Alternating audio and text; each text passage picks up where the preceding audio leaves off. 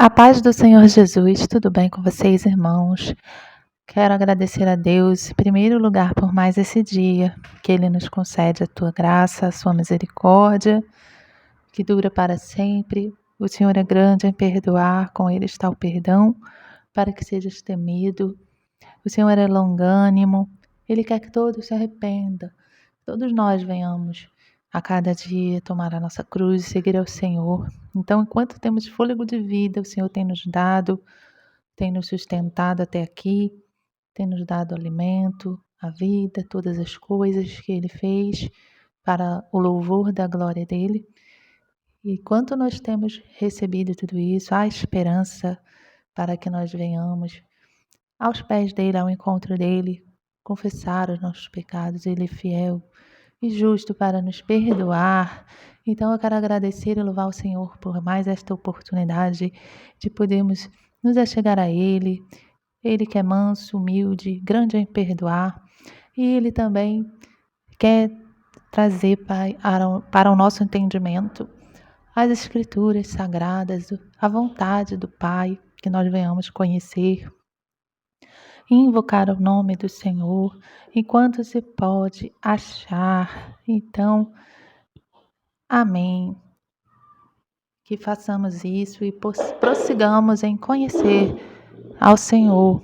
Continuando aqui no livro de Isaías, hoje eu quero trazer um complemento, porque muitas coisas ficaram em aberto no primeiro vídeo, e agora eu quero trazer a leitura mesmo da palavra, dos textos, mas trouxe esse gráfico para ficar um pouco organizado, porque é muita informação, muitas revelações no livro de Isaías, e ele dá um panorama, esse profeta, ele nos dá um panorama muito geral, do início ao fim. Ele, em um versículo, até inclui o passado e o futuro. É preciso muita concentração na leitura do livro. Então, eu tentei organizar aqui esses pontos que eu ressaltei no vídeo anterior e vou trazer mais detalhado agora com a leitura dos textos. Então, o vídeo foi sobre o futuro de Jerusalém e o futuro do povo. Que aqui está. E aqui eu foquei, o Israel de Deus, que são os eleitos em Cristo. E tem o Israel carnal, que eu expliquei também que ele sofre um exílio lá no tempo do fim, mas muitos deles vão ver, os que ficarem vivos vão ver o retorno de Jesus, eles passarão a crer, conforme as escrituras dizem, que eles chorarão como quem chora por um filho, porque foram tardios em crer,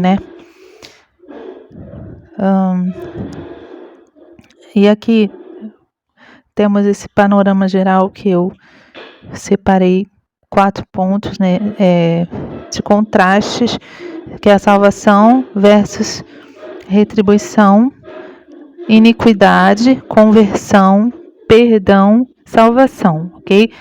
Que todos pecaram, todos estão aí debaixo da desobediência, e Deus usa aí de misericórdia para com todos.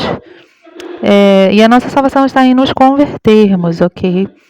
E recebermos o perdão, crermos, para o fim da nossa fé, que é a salvação das nossas almas, ok? É uma grande salvação e nós precisamos atentar firmemente para as palavras que nos foram ditas. Ai de nós se negligenciarmos tão grande salvação. Como dizem Hebreus, antigamente o Senhor falou pelos profetas, e hoje Ele tem nos falado através do Filho, e também havia punição para quem rejeitava as palavras, que foram dadas aí pelos anjos, foram dadas pelos profetas, quanto mais aqueles que rejeitam as palavras dadas pelo próprio Filho de Deus.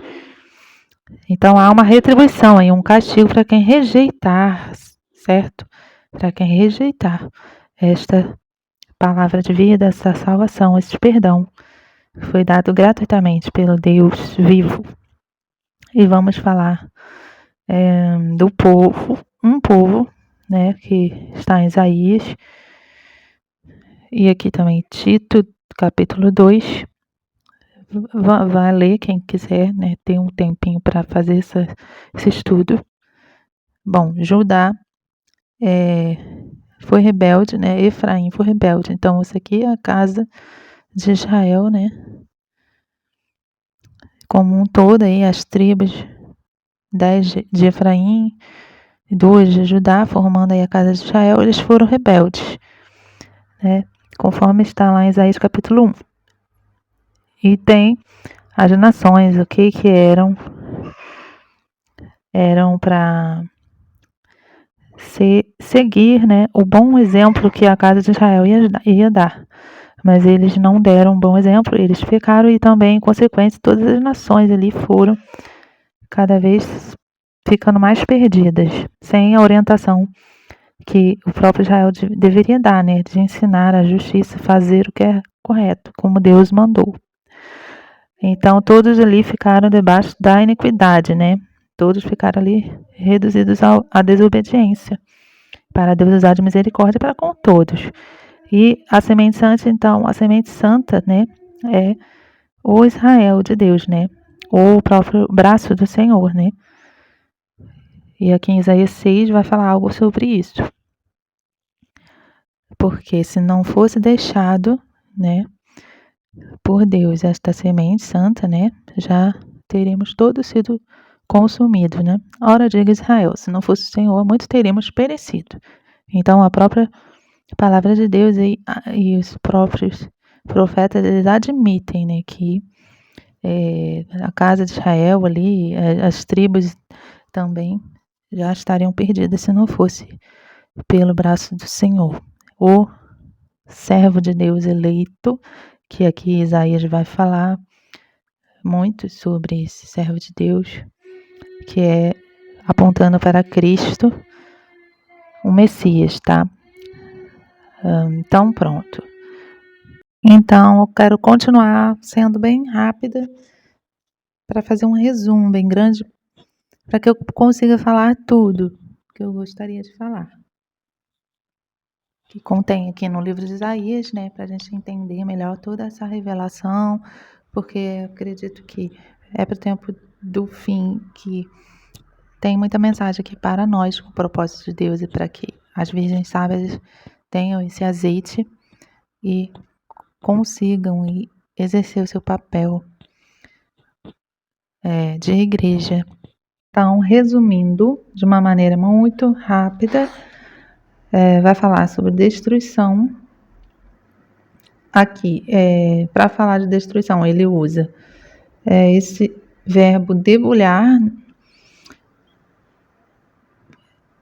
que é o trigo que é debulhado, aquele que sofre, que vai sofrer ali na tribulação, na grande tribulação.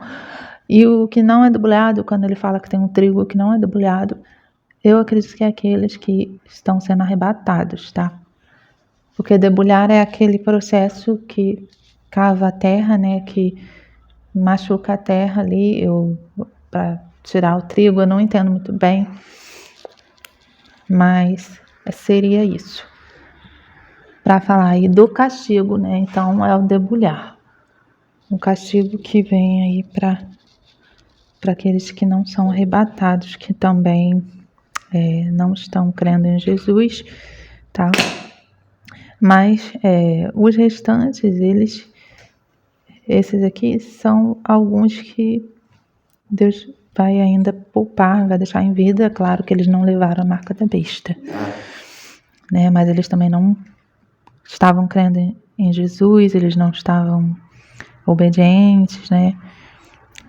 Cumprindo os mandamentos e crendo em Jesus. Mas eles também não se renderam ao governo do anticristo, né? A colocar a marca da besta, não adoraram a besta. Então é um livramento, né, que Deus dá também nesse cenário de destruição, já que eu estou falando. Tudo isso acontece, então. Alguns são arrebatados, outros são debulhados, né, que sofrem mesmo castigo e morrem. Tem os que restam, né, que é um livramento que Deus dá E esse livramento aqui também está incluído, antes do arrebatamento, né? O povo que vai estar guardado por Deus no deserto, é um caminho.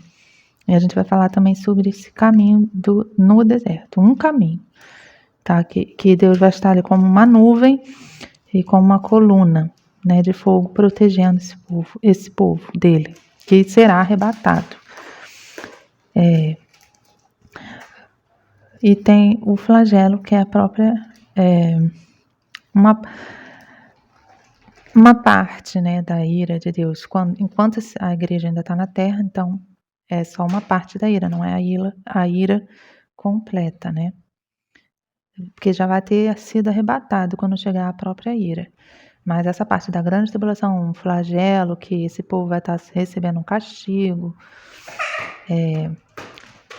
que nós vamos estar recebendo um livramento, já acontecendo, né, aqueles episódios ali da perseguição, quando o filho da perdição tivesse revelado, né, e começar a trair a aliança que ele havia feito, né, quando ele começar a agir com falsidade, com mentira, e começar a perseguir as pessoas, né, exigindo também que todos o adorem, coloquem sua marca, e quem não quiser botar marca vai começar a ser perseguido, né? A igreja vai receber o livramento. Aqueles que não estiverem tão atentos são restantes, né? Mas que também não se renderam à marca da besta, fugirem também, conseguirem sobreviver, né? Vão ser poupados, mas o castigo para aqueles que realmente estiverem com o maligno, né? Com a marca da besta e tudo mais que a palavra fala. Eu gostaria de falar também sobre esses restantes, que são o tipo de pessoas, por exemplo, que se refugiam no seu próprio conhecimento, por exemplo, de sobrevivencialismo. Eles vão se esconder em regiões, né, longe da cidade, vão ter técnicas de sobrevivencialismo, né, juntar, estocar alimentos, porque realmente os campos vão estar produzindo menos, né, vai vir muitas coisas que já estão acontecendo e vão se agravar ainda mais. Os campos vão produzir menos, né, vai ter aí seca, né, falta de água, de chuva, etc. Vão se esconder em bunker também, confiando em seus próprios dinheiro, né? Só que nessas horas do dinheiro não vai funcionar, até porque para comprar vai precisar da marca, então não vai. Eles vão estar ali confiando em si mesmo ou nas suas próprias riquezas. Né? Os esconderijos bunker dos milionários, né? E diz também em Apocalipse que eles vão lá se esconder nas pedras, nas montanhas e tudo, querendo se esconder, sabendo que é Deus, né? Vindo. Só que esses aí, desses vão perecer. Outros que vão estar fugindo também, né? Que não vão. Alguns vão estar lá fugindo também, mas já com a marca da besta, né? Confiando também nas riquezas. E outros vão estar fugindo, mas sem querer a marca da besta, mas também sem crer no Deus vivo, em Jesus Cristo, o Deus de Israel, né? Sem crer. Então, eles vão também, alguns ser preservados. Por isso eles vão sobrar, né? Porque não levaram a marca da besta. Mas vão ter a oportunidade de se arrepender e de crer e confessar Jesus Cristo. Claro, depois que ele aparecer, todos vão, mas eles vão ter em vida essa oportunidade ainda. Mas os que foram se esconder, confiando em suas riquezas, levaram a marca da besta, eles, o próprio Senhor, né, vai buscar os arrebatados, vão lá depois com a espada matar eles. E isso faz parte aí do flagelo, né, que está escrito aí, Isaías falando sobre isso também. E agora essa parte do deserto, que a palavra de Deus diz que há um caminho, haverá um caminho no deserto e que será um refúgio para o povo, que ele vai chamar. Eles vão se ajuntar, e que haverá ali uma nuvem, está protegendo o povo, e uma coluna. E Deus fará maravilhas semelhantes a quando o povo saiu do Egito. É claro que existem interpretações que dizem que a nuvem é Jesus, seria Jesus, nós estamos nele, né? Ele é a nossa proteção, que é uma interpretação espiritual, espiritualizando, né, o texto, mas eu acredito que o texto aponta muito mais para a literalidade, a realidade que realmente ainda irá acontecer. Então nós temos nesse contexto de deserto que vai acontecer,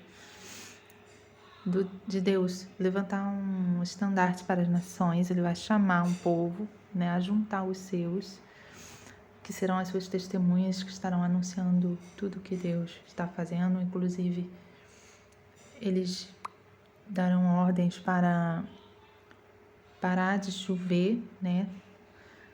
Muitos vão estar crendo com os sinais, vão estar se unindo a este povo de Deus, né?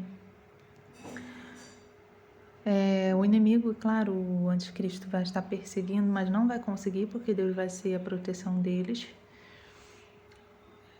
Então é como um estandarte para as nações.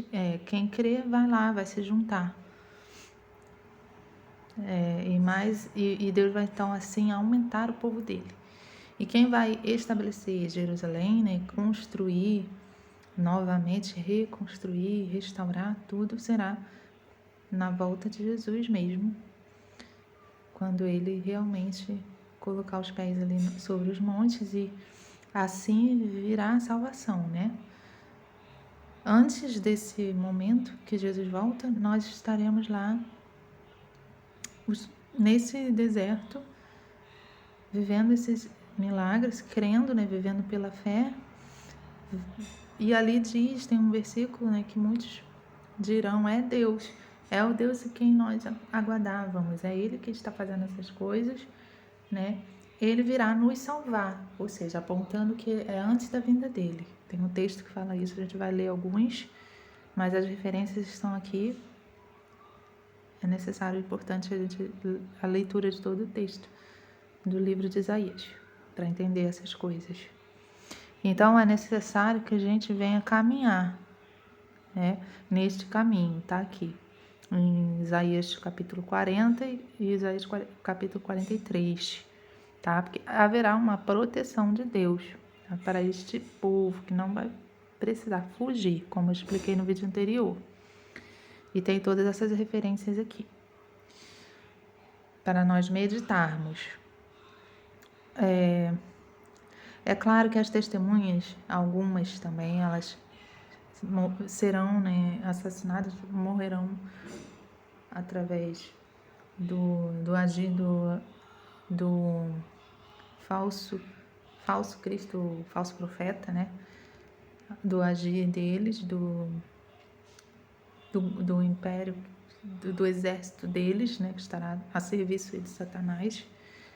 Muitas dessas testemunhas irão morrer, sim, em Jerusalém, principalmente quem estiver lá, testemunhando, profetizando, né, fazendo os sinais, enquanto alguns vão crer, outros não vão crer, vão estar sempre zombando ali deles, né, vão também matá-los, e o corpo deles vai ficando acumulado lá durante esse tempo que está determinado. Diz que são 3 dias, mas aponta para 3 anos e meio, né, que é a metade da última semana que o profeta Daniel menciona. Isso em relação às testemunhas, que tem uma parte que fica no deserto, que não foge, né, que está preparado, que está ali profetizando, que está ali vivendo pela fé mesmo, não se apoia no Egito, mas também e não foge também do exército deles, tá? Mas tem também outra parte desse povo que, ao invés de ir para o deserto, o povo de Deus, as testemunhas, que vai lá para Jerusalém, né, anunciar e ser instrumento de Deus lá, para milagres, sinais. E eles vão estar sendo, sim, cuidados por Deus até certo ponto, mas em um momento eles vão também dar o sangue, a vida deles, como testemunhas de Cristo. Vão morrer, né, para a glória de Deus, como mártires. E assim, vamos para a próxima página, para a gente continuar aqui com o nosso raciocínio.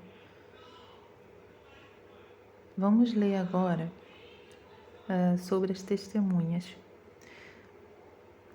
Tá? Em Isaías capítulo 52 diz assim: Eis o grito dos teus atalaias, eles erguem a voz, juntamente exultam, porque com os seus próprios olhos, distintamente, veem o retorno do Senhor a Sião. Veja que eu vou dar uma pausa, porque eles estão vendo distintamente com seus próprios olhos a volta do Senhor a Sião. Ele vai colocar os pés, quando Jesus voltar, sobre esse monte das oliveiras. E eles veem distintamente com seus próprios olhos, né? Eles erguem a voz e exultam, e eles dão um grito. Eles são chamados de atalaias, né? Que são aqueles que ficam de guarda, vigiando ao redor, né? E esse grito sai como o som de uma trombeta, né? Vou continuar a leitura. Rompei em júbilo, exultai a uma, ó ruínas de Jerusalém. Aqui fala de ruínas porque, como é o retorno do Senhor, ele vai voltar, Jerusalém já vai ter sofrido bastante e vai estar em ruínas realmente. Mas a palavra diz, rompei em júbilo, né? Porque o Senhor consolou o seu povo, remiu a Jerusalém. Então tem esse povo, sim, que está sendo consolado com a volta de Jesus, ainda que Jerusalém terrena esteja em ruínas e ela vai ser restaurada aqui, reedificada por Deus, pelo Senhor, né? Então a palavra diz, exultai, rompei em júbilo, porque o Senhor consolou o seu povo e remiu Jerusalém. O Senhor desnudou o seu braço, seu santo braço, à vista de todas as nações. E todos os confins da terra verão a salvação do nosso Deus. Olha como que não só o Senhor vindo nas alturas, todos puderam ver essa salvação, mas ele desnudou o seu santo braço, ele também operou maravilhas.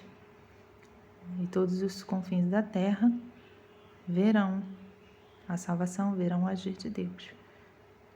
E aí diz assim, retirai-vos, retirai-vos, saí de lá da onde? De Jerusalém, né? E de lá também que fala o contexto aqui anterior. Não toqueis coisa imunda, saí do meio dela, purificai-vos, vós que levais os utensílios do Senhor. Porque está falando para sair, né, deste meio de pecado, né?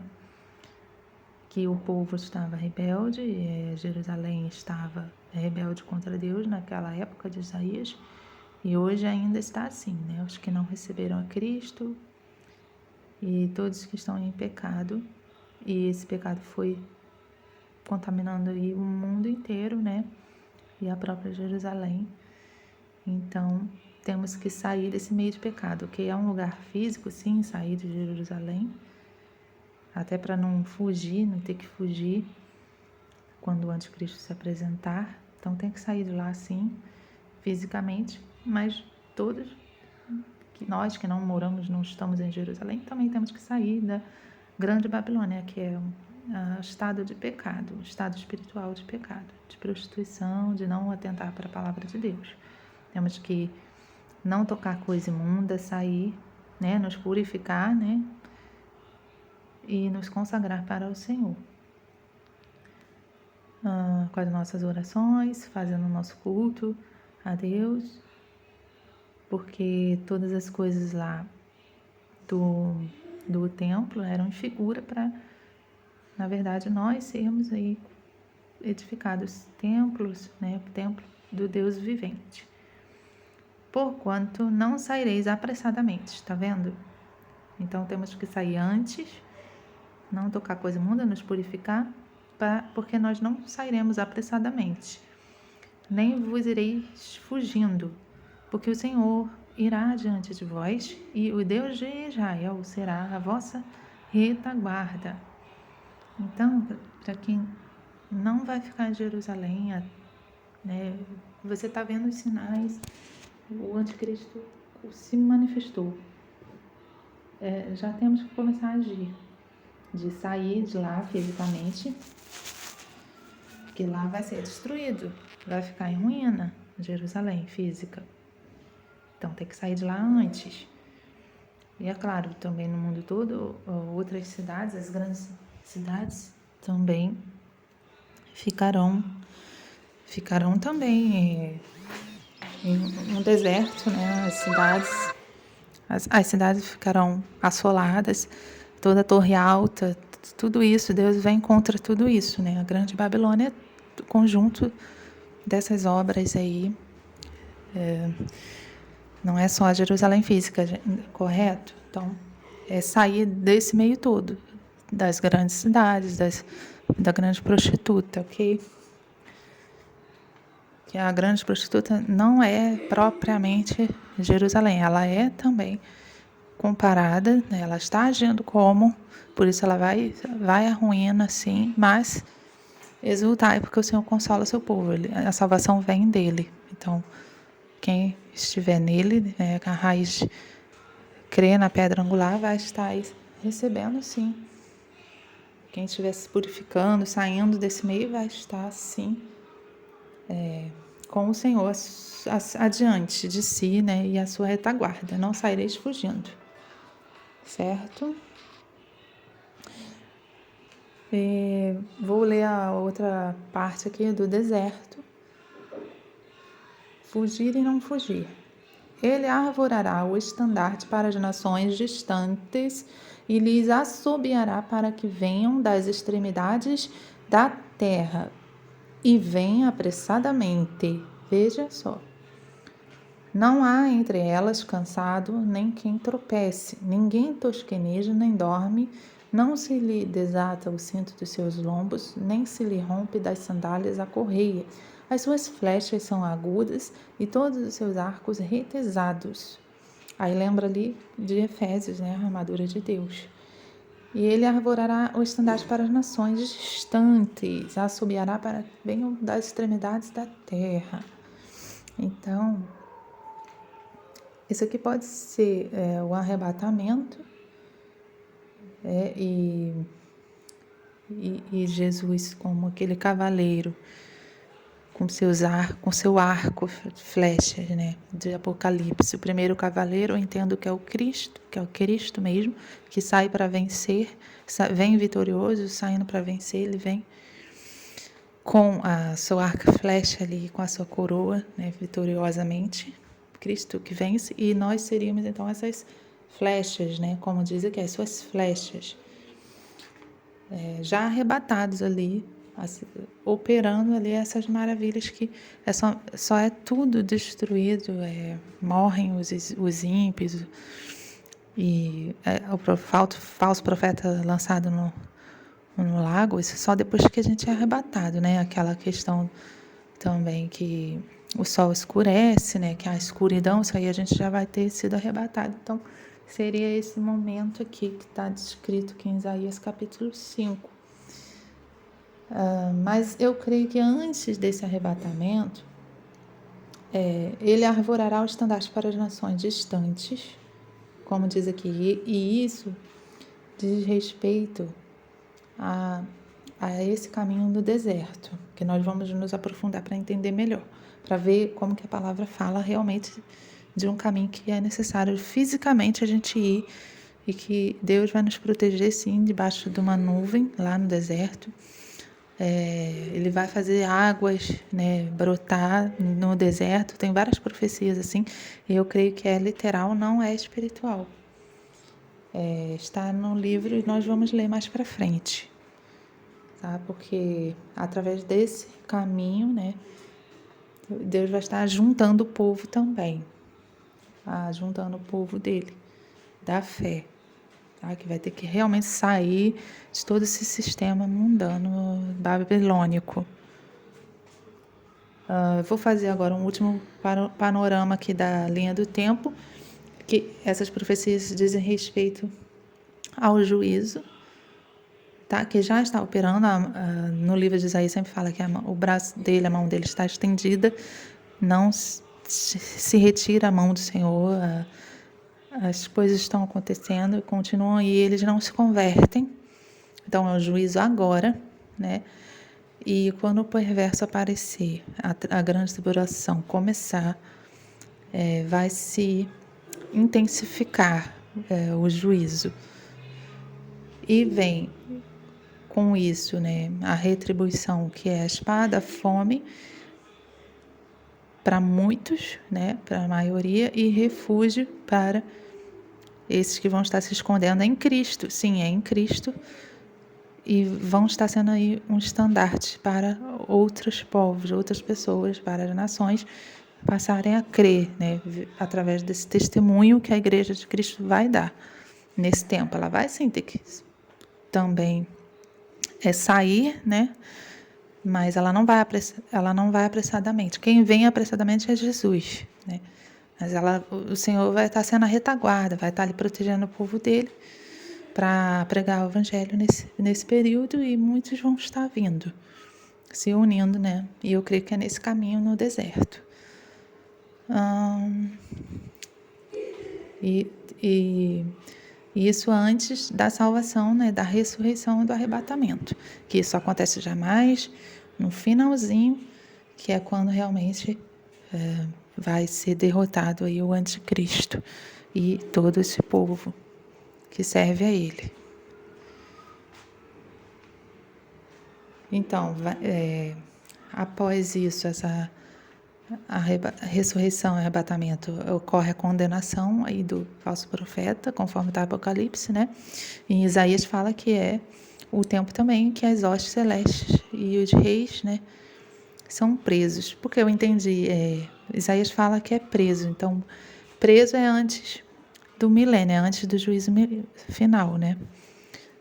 Ele é preso, aí Jesus reina 1000 anos, depois Satanás é solto e só lá no trono branco aqui se encerra, né? Então aqui eles são só presos, essa condenação aqui que Isaías comenta, né? De que as hostes celestes e os reis são presos. Mas quem estreou o Lago de Fogo foi o falso profeta, certo? Então vamos falar melhor sobre isso tudo se tivermos oportunidade, lendo a Bíblia, lendo os versículos. Aqui é só um resumo dessa linha do tempo. Porque depois, então, que vem o arrebatamento, é que acontece esse sacrifício, a ira, a matança acontecendo. Essa ira, essa matança, que é comparada também a um banquete, seria a boda do Cordeiro, que é quando a igreja é arrebatada. Esse sacrifício é que Isaías menciona, sacrifício em Bozra, sei lá, que é o sangue vai correr, né, até o pescoço dos cavalos, né, sangue deles vão como lama nas ruas, né, desse povo que quando Jesus voltar que vai ser destruído do anticristo. E aí as bodas do Cordeiro, porque os justos vão estar se alegrando, tá? Com esse justo julgamento de Deus. E aí a gente se alegra, entra em júbilo, conforme o cântico, né? Que está lá em Apocalipse e tudo. Aí vem o reino, o milênio. Já o Senhor reina, vamos reinar, porque aqueles ali já foram presos, né? As hostes celestes Satanás foi preso, o anticristo aí foi lançado, estreou o lago de fogo, né? Mas não é o fim ainda, não é o juízo branco ainda, tem o trono branco ainda, não é? Certo? Aí depois do reino, milênio, em que vai se cumprir muitas profecias no milênio. Isaías está cheio de profecias como vai ser no milênio. Podemos falar maravilhas, coisas maravilhosas sobre o milênio, que é onde se cumpre toda a palavra que Deus deu, né, ao rei Davi. Inclusive, o rei Davi, ele vai continuar sendo rei Davi. Ele vai ser rei sobre muitos, né? Todas as coisas ali, maravilhas, né? Deus vai estar cumprindo no milênio, fazendo essa herança, toda essa herança que ele prometeu. Inclusive tem um versículo, uma passagem que fala, até no livro de Enoque também, que são as promessas de Deus se cumprindo lá no milênio, no reino de Cristo, Cristo reinando, né? E os reis e sacerdotes. Bom, a igreja, né, que serviu a Jesus mesmo aqui na terra, ainda antes da vinda dele. Vai continuar lá, servindo a ele no milênio, reinando também sobre os que restaram na terra. Porque Jerusalém vai ser restituída, né? A terra toda vai ser restaurada. Estava tudo em trevas, só escureceu, mas Deus vai restaurar tudo no milênio. E aquelas obras todas das grandes cidades foram destruídas, né? Muitas áreas vão ficar ali realmente como um deserto para servir de testemunho. Vai haver justiça nesse milênio, né? Que vai ser dadas recompensas a cada um, a herança de cada um, e vai se ensinar a justiça, vai se ensinar o conhecimento de Deus, a verdade, né? Todos vão aprender, nações longe vão falar, vamos aprender, vamos adorar a Deus lá em Jerusalém, porque Jesus vai estar lá reinando. E toda a terra vai estar seguindo esses ensinamentos, aprendendo, né? Quem não estiver na glória, né? Ressuscitado e transfigurado ali, arrebatado, né? Mas ficou vivo ainda em terra, aqui na carne e osso, né? Vai estar indo lá, adorar a Deus, aprendendo tudo, entendeu? Vai ter escolha também, porque Satanás vai estar preso, a pessoa não vai ser tentada, não vai ter tanta dificuldade, mas ela vai ter escolha ainda, né? Tanto que nesse finalzinho, quando Satanás é solto lá no final do milênio, vai haver ainda um povo lá que vai se rebelar, né? Que diz aí que tem aí a questão de ser um dos restantes que tinham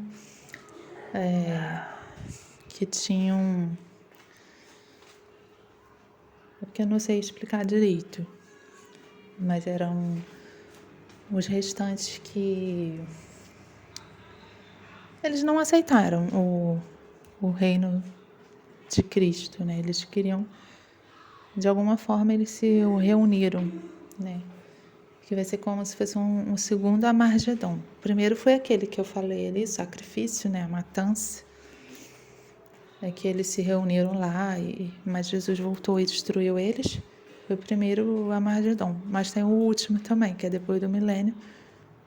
E é ali também que Satanás é solto. Eu acho que é nesse período que Satanás é solto que ele convence ali alguns de se rendem a ele, de se levantar contra Cristo, né? E ali, mais uma vez, eles são lançados no lago de fogo. E os outros mortos que não participaram do reino de Cristo, né, eles vão ressuscitar, os livros vão ser abertos, eles vão ser julgados segundo suas obras. Se o nome não estava no livro da vida, aí é que o mar e o inferno dá aos seus mortos, né? E o inferno e o mar é lançado no lago de fogo. É quando é o juízo final mesmo, o trono branco. É quando também já não há mais o inferno. Até o inferno é lançado no lago de fogo. Esse pessoal que já estava lá no inferno, eles também serão julgados, né? As obras dele, por que que eles mereceram lá e por que para mostrar para todos, para ficar claro que porque Deus faz justos julgamentos. Todos vão ver, então, perceber. E que o nome deles não estava no livro da vida, porque eles tiveram oportunidade, mas assim, existe também aquelas obras que eles possa ter ficado no livro das obras, que foi boa, e tanto esses que estavam vivos ainda, né, quanto esses que foram ressuscitados, saindo do mar, porque existe o mar e existe o inferno, que vai dar os seus mortos, lá em Apocalipse fala. Então, tem os que saem do mar, né, o mundo no geral, e os que saem do inferno, porque já foi direto para o inferno, mas outros não foram direto para o inferno. Eu também não diria que não é um purgatório, assim, porque também não é isso, né, que fica esperando o juízo, não é isso. Mas eles não foram dignos, assim, de ir para o reino de Cristo, de ressuscitar na primeira ressurreição.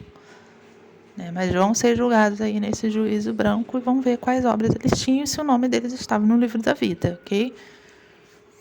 Pode ser que o nome estava no livro da vida e ele não reinou no milênio? Ele não ressuscitou na primeira ressurreição? Pode. Né? Porque as nossas obras, elas contam sim, elas estão sendo anotadas. Esse é um engano que as pessoas têm hoje em dia, por confundir lei e graça. Né? Nós temos sim que andar conforme a lei de Deus. Ele quer escrever a lei dele no nosso coração. Por isso ele enviou o Espírito Santo para escrever a lei. Amarás o Senhor teu Deus, de todo o teu coração, de toda a alma, de todo o teu entendimento. Escrever no nosso coração, para não ser uma falsidade, né? Para não ser também escrito na pedra. Deus queria escrever no coração.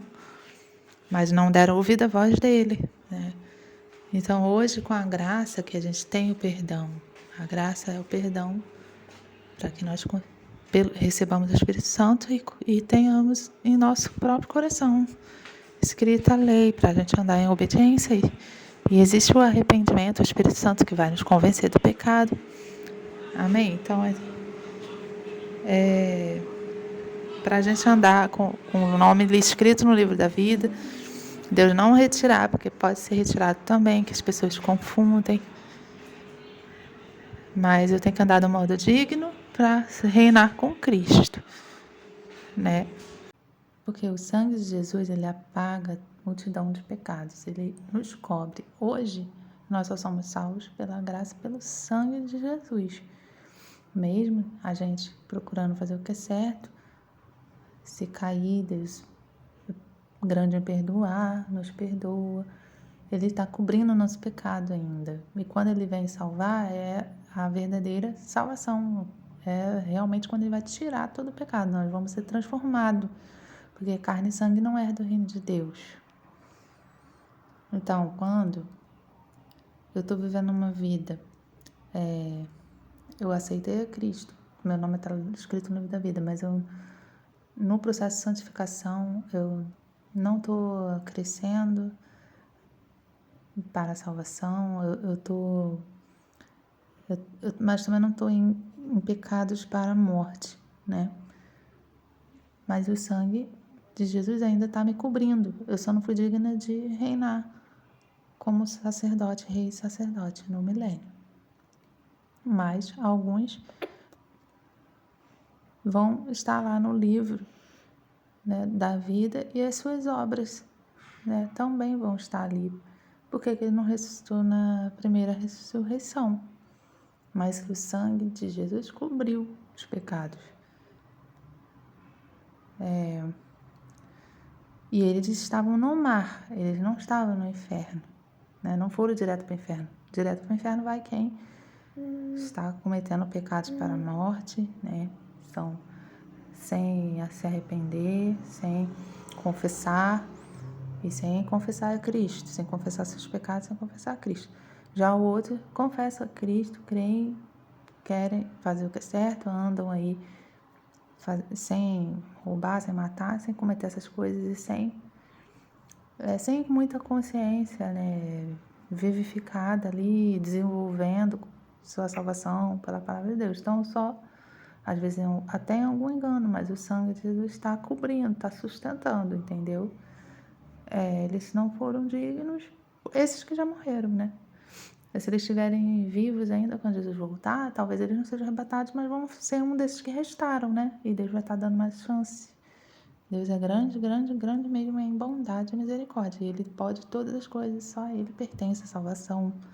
Então, tem o juízo branco, o trono branco, né? Para ficar exposto, né? Claro para todos. Tem um livro para revelar tudo isso. Porque Deus realmente é justo, bom e misericordioso. Então, vamos continuar com a leitura em relação a juntar as testemunhas. No capítulo 44 está escrito assim: Assim diz o Senhor, Rei de Israel, seu Redentor, o Senhor dos Exércitos. Eu sou o primeiro e eu sou o último, e além de mim não há Deus. Quem há como eu feito predições desde que estabeleci o mais antigo povo? Que o declare e o exponha perante mim. Que esse anuncie as coisas futuras, as coisas que hão de vir. Não vos assombreis, nem temais. Acaso, desde aquele tempo, não vou-lo fiz ouvir? Não vou-lo anunciei? Vós sois as minhas testemunhas. Há outro Deus além de mim? Não, não há outra rocha que eu conheça. Aqui Deus se apresenta, né, como nosso Redentor, o Rei de Israel, o Senhor dos Exércitos. E Ele diz que é o primeiro, o último e além dele não há Deus. Então esse aqui todo o propósito de Deus continuar sendo o Rei de Israel, Ele redimir o seu povo, Ele arrebatar os seus eleitos e esses serem o seu exército, fora os exércitos de anjos. Ele é o Senhor dos Exércitos. E eu sou o primeiro e o último, né? Que Jesus também falou lá em Apocalipse. E o propósito também é que todos saibam que não há outro Deus, só Ele é Deus. Quem há como eu feito predições? Então Ele sempre declarou desde o início o que há de acontecer. E Ele chama aqui, olha, que declare, que vem expor. Ele chama algumas pessoas para serem as suas testemunhas, para anunciarem. Que esse anuncie as coisas futuras, as coisas que hão de vir. Tem uma parte que ele até fala que esse povo que não obedece, né, ao Senhor, não atenta para a palavra dele, Deus também chama eles para serem testemunhas, mas eles não são capazes. Né? Na verdade, ninguém é capaz. Somente, né, esse povo que vai estar na rocha, que é Cristo, que edificou a sua casa sobre a rocha, né? Então ele vem aqui aconselhando, né, consolando, dizendo: não vos assombreis, não temais. Acaso desde aquele tempo, né, desde o início, Deus vem falando, né? Eu não fiz ouvir, eu não te fiz saber, eu não te anunciei. E aí ele afirma: vós sois as minhas testemunhas, vocês têm me ouvido, né, desde o início. Então é para esses, é para quem conhece a palavra de Deus, né, desde o início, para quem vem obedecendo, guardando os mandamentos dele, né, como vivendo pela fé, como Abraão. Você tem toda uma nuvem de testemunhas, né, como está lá em Hebreus. Todos esses que viveram pela fé, guardaram o testemunho, deram um bom testemunho com a vida deles, em obediência a Deus, certo? Então, ele fala: não temas, né? Vós sois as minhas testemunhas. E em Hebreus 11, nós somos ali também estimulados para guardarmos essa grande nuvem de testemunha e andarmos, né, atentando para o fim da vida deles, né? Muitos ali eles morreram sem ver as promessas, mas eles viveram pela fé, né, dando bom testemunho. É isso que nós temos que fazer também. Que não há outro Deus além de mim, né? Não há outra rocha que eu conheça, né? Disse até o profeta Isaías. E era Deus falando através dele. Então, depois a gente vai falar sobre o deserto. E aqui um pouco mais de texto sobre as testemunhas. Quem há, como eu, feito predições desde que estabeleci... não, essa parte eu já li. É porque o texto ficou repetido. Mas tem um versículo aqui que eu não li antes. É por isso, o meu povo saberá, lá no final, o meu nome. Portanto, naquele dia, saberá que sou eu quem fala, eis-me aqui. Essa parte é bem importante porque quem está falando eis-me aqui é Jesus, é Deus, né, o próprio Deus, na boca de Isaías. Isaías falou, né, eis-me aqui, envia-me a mim.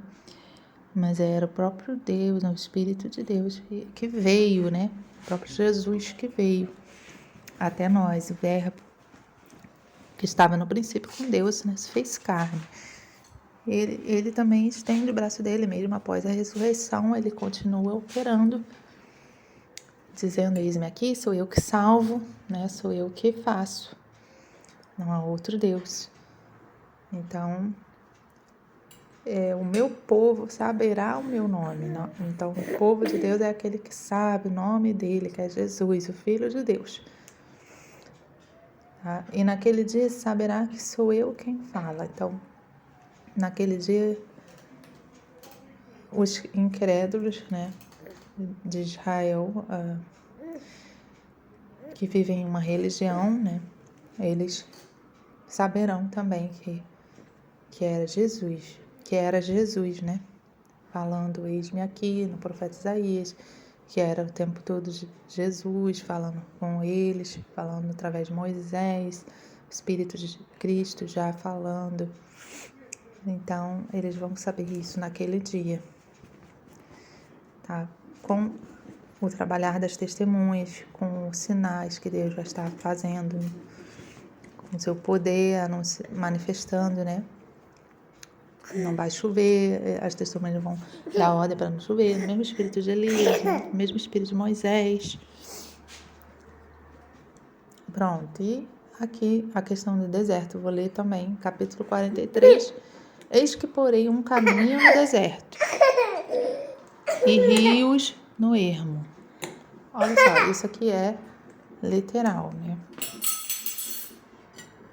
Eis que porei um caminho no deserto e rios no ermo. Porque porei águas no deserto e rios no ermo para dar de beber ao meu povo, ao meu escolhido. Então, esse é esse tempo. Aqui não teremos que fugir, vamos estar sendo sustentados lá, anunciando o Evangelho e testemunhas também em Jerusalém, né? Esses que vão estar morrendo. Naquele dia recorrerão as nações à raiz de Jessé, que está posta por estandarte dos povos, a glória lhe será a morada. Olha só, hoje, alguém pode dizer que é a igreja, é a própria igreja. Que estão vindo para a igreja, né? Para a raiz de Jessé. Representa Cristo na terra, a igreja, né? Somos nós aqui. Esse seria, então, o estandarte dos povos, né? Espiritualizando, assim, né? Dessa forma. Mas isso se refere mesmo naquele dia, algo para o fim, né? Naquele dia que é o contexto que Isaías 11 está falando. Por que as nações recorrerão, né? Vão para lá? Porque o anticristo vai estar perseguindo, né? E vai ser ouvido falar do povo que está lá no deserto. O próprio anticristo vai querer se aproximar, mas Deus vai estar protegendo. E vai estar sustentando também com rios, né? água no deserto para dar de beber ao meu povo, ao meu escolhido.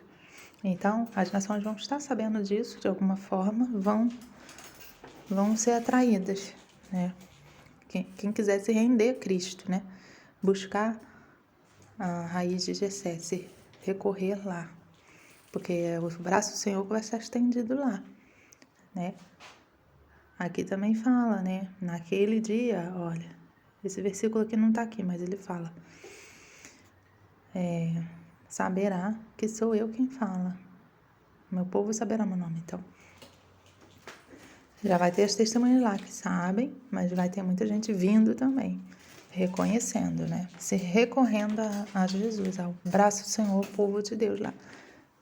Porque diz aqui, ó, a raiz de Jessé vai estar posta como estandarte dos povos. Aí você pode dizer, é Jesus, a raiz de Jessé, a igreja. Mas aqui ainda é um dia antes da ressurreição. Antes do arrebatamento, porque Deus vai botar água no deserto para dar de beber ao meu povo. Como que os arrebatados vão precisar de água no deserto? Não precisa, vai estar arrebatado. Então isso aqui é antes do arrebatamento, né? A glória lhe será morada. Esses sim vão morar lá na glória. Esses que estiverem recorrendo ao estandarte que Deus vai colocar, né? Esse estandarte como se fosse uma bandeira, né, do nome do Senhor. É o braço dele operando, são os sinais, as maravilhas que ele vai fazer novamente, semelhante aos do Egito. Inclusive algumas pragas, né, vão estar aí atormentando os que têm a marca da besta, né. Mas é claro, é até certo ponto, é até, acho que é metade da semana, da última semana, 3 anos e meio, né, esses dias vão ser abreviados, porque aí sim vai ser o fim, vai vir o arrebatamento, Jesus vai vir e vai acabar com o anticristo. Antes desse fim de Jesus, tem esse estandarte aí que as nações vão estar vindo, né? Vão estar vindo se encontrar com as testemunhas de Deus, que vão estar fazendo ali sinais, vendo esses sinais, né? Águas, né? O povo sendo sustentado no deserto. Muitos vão reconhecer que é Deus e vão dizer, ele virá nos salvar, né? É Deus agindo, é o braço do Senhor, ele virá nos salvar. Agora muitos outros, né, vão estar lá com a marca da besta, ou vão estar aí, sei lá, perdidos, isolados de alguma forma, né? Mas quem vai ser arrebatado vai estar se unindo, vai estar se unindo a estas testemunhas, vai estar se convertendo ao Senhor, vai estar reconhecendo a verdade, né, deixando seus pecados e saindo do meio da grande Babilônia, para ir viver no deserto pela fé, entendeu? É um caminho que tem e é Deus que vai estar dirigindo esse povo, né, chamando dos 4 ventos. Muitas profecias falam sobre isso. A gente vai ler mais nos próximos vídeos. Tende confiança, ó justos, que os pecadores serão humilhados e aniquilados no dia da justiça. Estejais avisados que o Altíssimo pensa na sua ruína e que os anjos do céu alegram-se com a sua desgraça. O que farão os pecadores? E para onde fugireis no dia do julgamento, quando ouvireis as palavras da oração dos justos? Vós não sereis iguais àqueles que a esse respeito testemunham contra vós.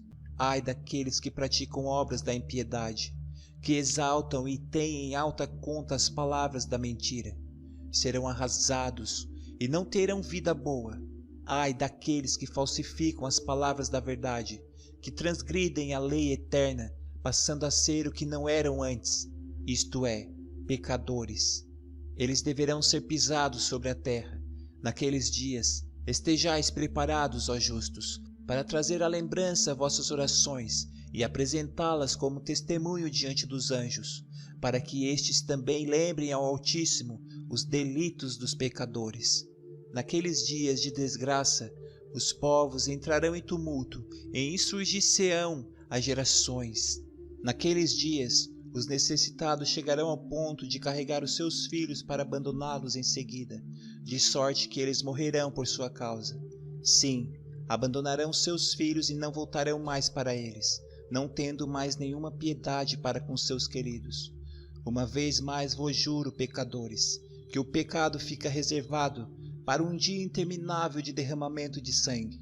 Uns venerarão as pedras, outros imagens feitas de ouro, prata, madeira e argila. Outros ainda, por insensatez, recorrerão a espíritos impuros, demônios e toda sorte de imagens de ídolos, mas deles não receberão nenhuma ajuda. Tornar-se-ão ímpios pela tolice do seu coração, e seus olhos serão cegados pelas vacilações do seu íntimo e pelas suas alucinações, por praticarem todas as suas obras no mundo da mentira e invocarem as pedras. Tornar-se-ão ímpios e acovardados. Mas naqueles dias serão felizes todos os que conhecem e aceitam as palavras da sabedoria, que respeitam os caminhos do Altíssimo, que andam nas sendas da sua justiça e que não pecam junto com os ímpios, pois eles serão salvos.